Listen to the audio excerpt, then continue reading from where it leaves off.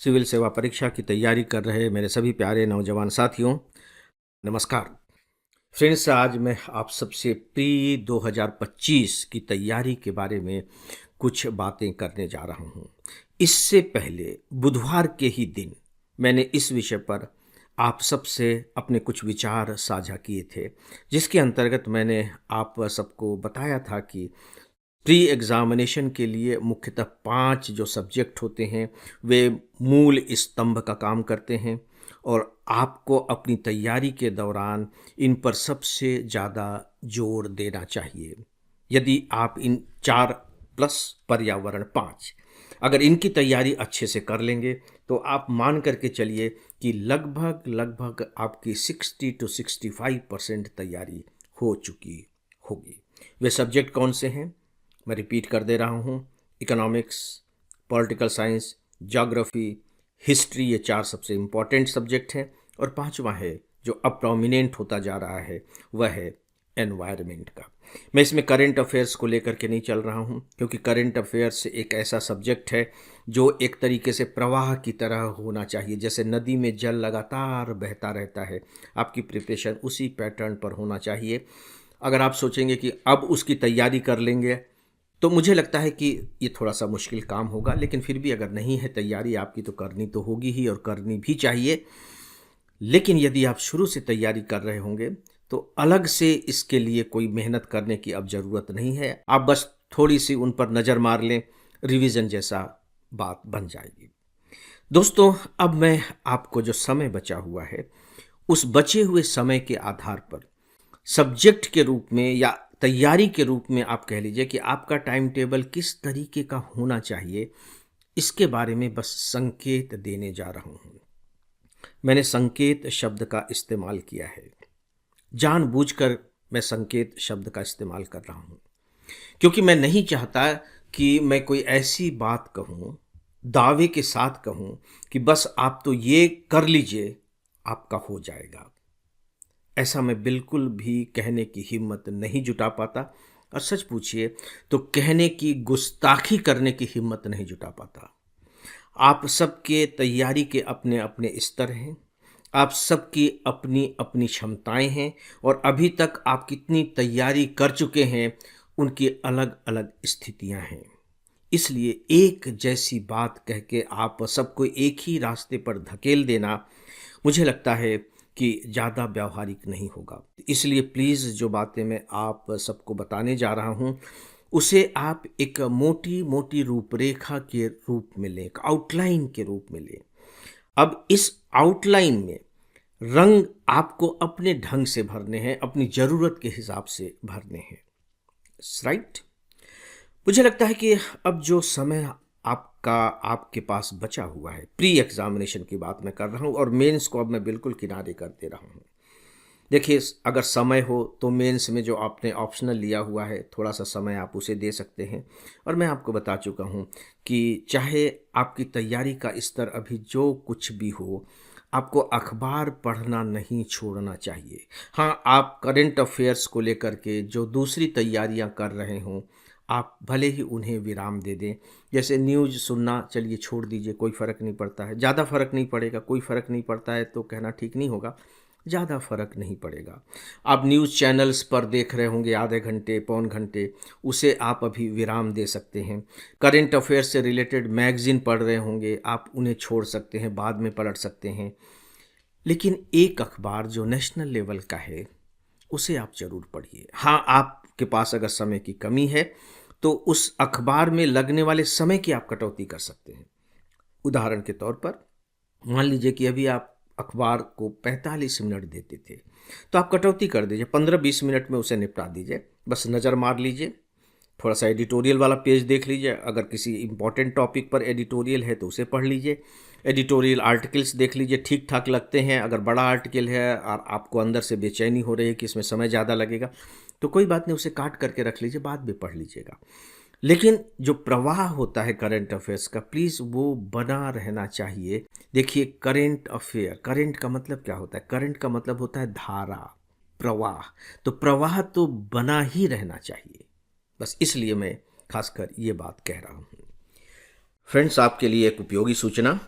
मैंने आईएएस की तैयारी के लिए 2 पुस्तकें लिखी हैं। आप आईएएस कैसे बनेंगे, इसी के 2 भाग हैं। यह इंग्लिश में भी है। अब तक इसकी लाखों प्रतियां बिक चुकी हैं। यदि आप अपने आईएएस के लक्ष्य के प्रति सीरियस हैं तो आप इन दोनों पुस्तकों को लाइट हाउस मानकर चलें। यह आपके लिए एक प्रकार से मस्ट रीड बुक है। आप नीचे डिस्क्रिप्शन में दिए गए लिंक से ये दोनों पुस्तकें मंगा सकते हैं। जो मार्च तक का आपका समय बचा हुआ है, मुझे लगता है कि इसे आप अपनी प्रिपरेशन में लगाइए। प्रिपरेशन में लगाइए कहने का मतलब है कि आपका टाइम टेबल कुछ इस तरीके का होना चाहिए कि मार्च तक मेरी प्रिपरेशन पूरी हो जाएगी। जब मैं कह रहा हूँ मार्च तक मेरी प्रिपरेशन पूरी हो जाएगी, इसका मतलब है कि जो 4 मुख्य स्तंभ हैं उनके साथ ही साथ जो छोटे छोटे छोटे छोटे दूसरे स्तंभ हैं, स्तंभ अगर आप कहें तो, नहीं तो जो छोटी छोटी ऊंचाइयों वाले विषय हैं उनकी भी तैयारी आपकी हो जानी चाहिए। जैसे इंटरनेशनल अफेयर्स को लेकर के जिस तरह से प्रश्न पूछे जाते हैं, नेशनल सिक्योरिटी पर प्रश्न पूछे जाते हैं, साइंस एंड टेक्नोलॉजी पर भी क्वेश्चंस आते हैं, सोशियोलॉजी को लेकर के भी कुछ प्रश्न पूछ ही लिए जाते हैं। इस तरीके के जो छोटे छोटे छोटे छोटे सब्जेक्ट हैं तो ये छोटे छोटे, लेकिन अगर आप इन्हें कुल मिला देंगे तो प्रतिशत के हिसाब से लगभग 30-35% ये हो जाते हैं। तो इनका महत्व कम तो नहीं है, लेकिन ये जरूर है कि ये चिल्लर की तरह है, जिसे हम हिंदी के बोलचाल की भाषा में रेजगारी कहते हैं, है ना। ये कॉइन्स हैं, बड़ी बड़ी करेंसी नहीं है। तो करेंसी जो बड़ी है मैं आपको बता चुका हूँ, 5 नोट हैं, वो 5 करेंसीज हैं, लेकिन ये छोटे छोटे छोटे छोटे सिक्के हैं। हम इनकी उपेक्षा नहीं कर सकते। ये बात अलग है कि जब हम तैयारी करेंगे तो अब हम इन पर इतना जोर नहीं डालेंगे जितना जोर हमें उन 5 विषयों पर डालना चाहिए। तो अभी आपके पास काफ़ी वक्त है जब आप अपने सब्जेक्ट को मार्च तक के हिसाब से प्लान कर सकते हैं, और आपको ये प्लान कर लेना चाहिए। हालांकि आपके दिमाग में एक बात अभी यहाँ आ सकती है कि सर मार्च के बाद हमारे पास काफ़ी वक्त बचा हुआ होगा, पूरा अप्रैल होगा, और ऑलमोस्ट कह लीजिए कि मई भी पूरी ही होगी। 25 मई अगर है तो पूरा ही मई मान करके चलिए। तो इतना समय तो हमारे पास रहेगा।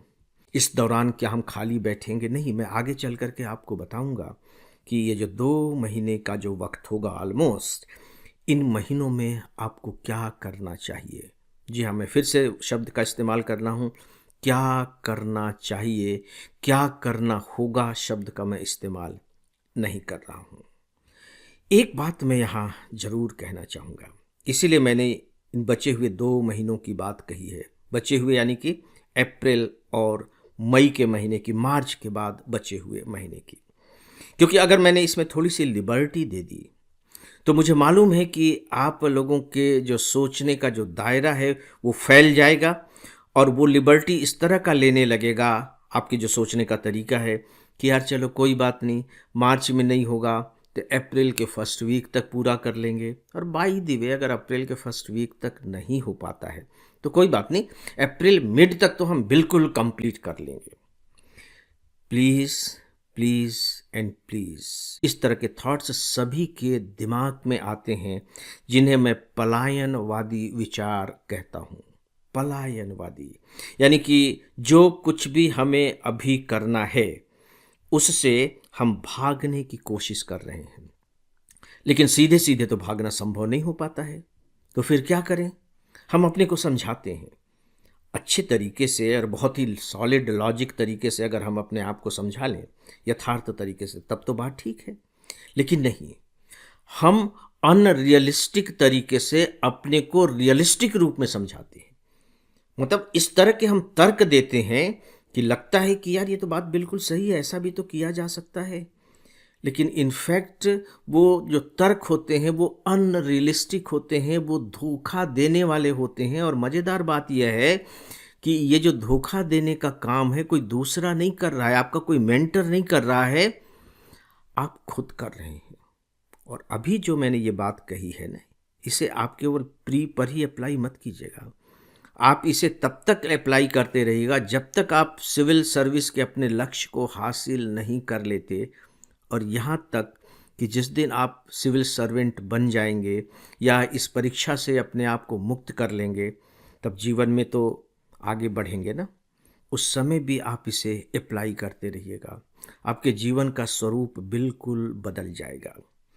तो मार्च तक का समय आपके पास है। अब आप देखें कि इस मार्च तक के समय का इस्तेमाल आपको कैसे करना है।